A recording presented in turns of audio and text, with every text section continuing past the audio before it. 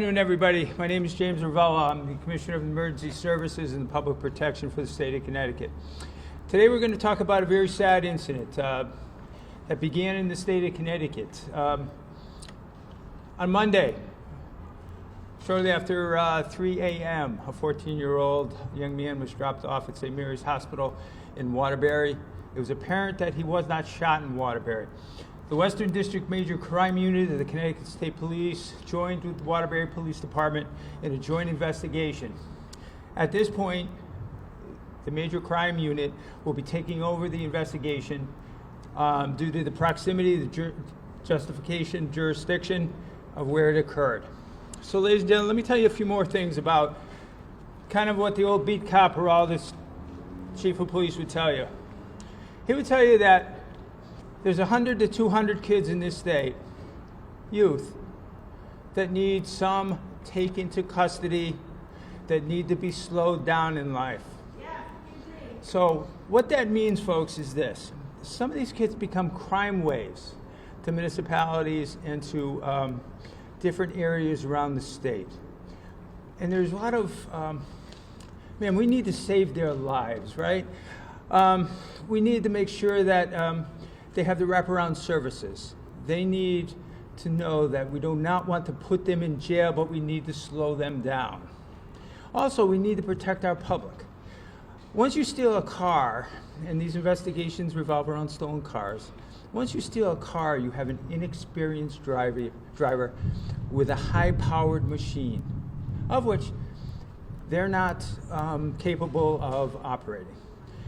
So I see the numbers from most of the municipalities monthly and quarterly.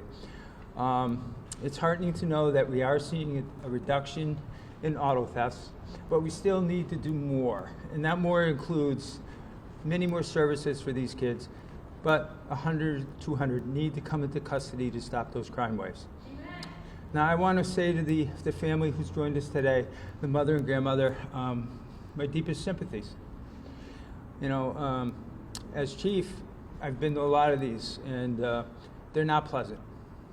But we've talked over the investigation with the families, and we believe it's going to come to some resolution very soon, although it will continue. I'm not at liberty to talk about the names or the circumstances of the case because it's still active and ongoing. So with that, ladies and gentlemen, I'd like to introduce Mayor OLeary from Waterbury. Thank you, Commissioner. My name is Neil OLeary. I am the mayor of Waterbury and have been for 10 years, but prior to that, like Commissioner Ravella, I was a police officer in the city for 30 years, the last 7 as chief of police. We have seen an inordinate amount of juvenile crime starting back probably around 2018, but really escalating through COVID, since COVID. It's been much more difficult. The number of stolen cars stolen throughout Waterbury, Bridgeport, Hartford, New Haven, and every town in Connecticut, and even outside of Connecticut, has been alarming. The number of cars found within each city I mentioned are mostly, believe it or not, stolen from outside of those jurisdictions and dumped in Waterbury. As Commissioner Ravella stated, in Waterbury, there are probably 20 offenders, most under the age of 18, who are responsible for at least 80% of the crime in the city of Waterbury. The juvenile justice system, it needs tweaking. In 2014, the Juvenile Justice Oversight Policy Committee was put into place. Needed to be. There were many things that needed to be changed and things that were changed. Here we are now, 7 and 8 years later. Some of those things, now that history has given us a chance to learn more, need to be talked about, need to be tweaked, need to be re-examined. When I tell you 90% of juvenile offenders, the system works well.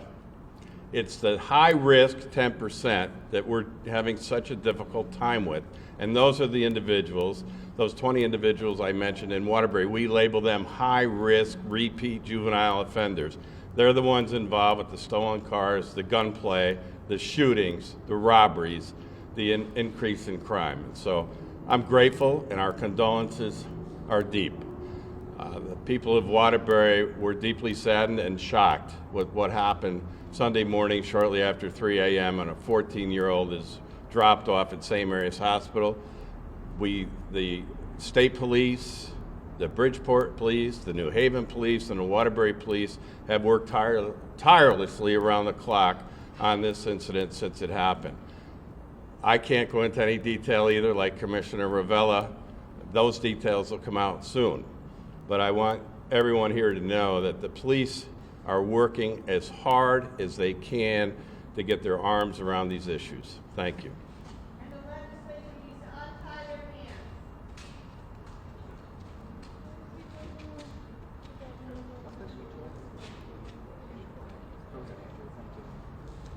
Good afternoon, everyone. My name is Andrew Woods. I'm the Executive Director of Hartford Communities That Care. You've already heard comments from both law enforcement, you'll be hearing from the governor and others. Just over the last course of this last 40 minutes, we just got through hearing from moms and grandmother about their son, about his friends, about his aspirations, about his hopes, about all those things that this young man was seeking to do, but also all those things that he had been trying to do to also help his own friends. There's a serious misperception out here about young black men, Latino men that are out here in our streets or find themselves in our streets. And the picture goes something like this, that they don't have caring parents, that they don't have a supportive community, that they themselves are just caught up in this world that is very attractive to them, when in fact it's the complete opposite. Complete opposite. I've dealt with thousands of families along these lines, and the story from my view and the story from their view is one that these parents consistently ask for support and help, not only from systems, but also from neighbors and from folks like myself and others.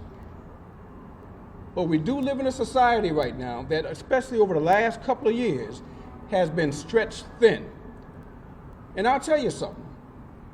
Not once did these parents, grandma and moms, blame folks for the conditions, or at least blame folks who were supposed to be and are in position to help.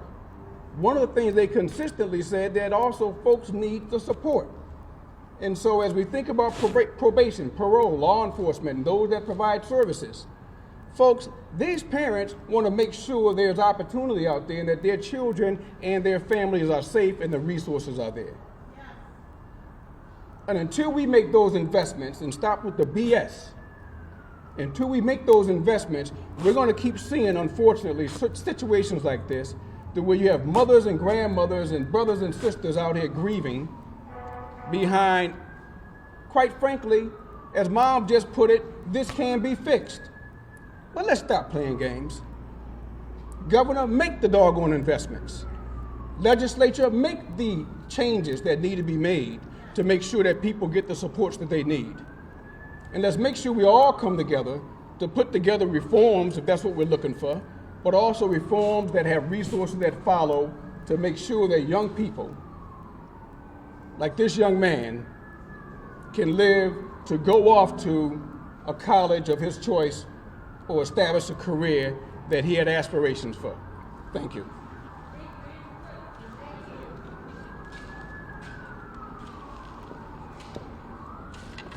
Hello, everyone. My name is Jackie Santiago. I'm with Compass Youth Collaborative, and my heart goes out to Mom and the grandmother here today, but also all the other mothers who have experienced loss. We're here today because we want to make some changes, not only to the juvenile justice system, but to the systems in general that help support parents in our communities. There's no doubt in my mind that this happened, there's no coincidence that it happened during COVID, when there's a lack of resources, when things have been shut down, when kids did not have adequate outlets for their energy and their just growing to be the adults that they can be. And as a result, we see an increase in violence, an increase in the car thefts that we see in the community. While these kids have a break, while they are, whether it's incarcerated or on the bracelet, and we know where they are, we should also be sinking in resources for these kids. Just the mere fact that we put them behind bars or monitor them alone does not mean that they won't go out and do it again. It's about exposing them to what's right. It's about teaching them the right path, giving them resources, giving them mentors that help them to make the right choices. And we have to make those investments. It's not one or the other, it's both. There's no coincidence that this is happening in our poorest communities, affecting our Black and brown men of color. We need to do better because our lives depend on it.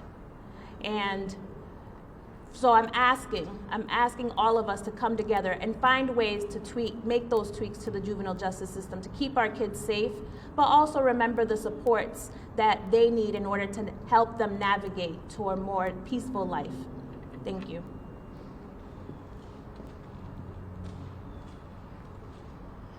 I'll just tell you what I heard talking to mom of a young man we'll just call Will. He was a great kid. He was doing pretty good. And COVID hit, things shut down. He started going a little stir crazy. You know, they even cut down the nets of the basketball hoop. And he got into a car he shouldn't have gotten into. And one of the things that Mom said was,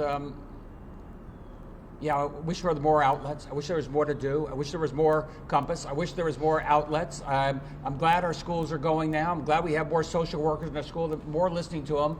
But at that point, I wish the system had just been a little bit stricter.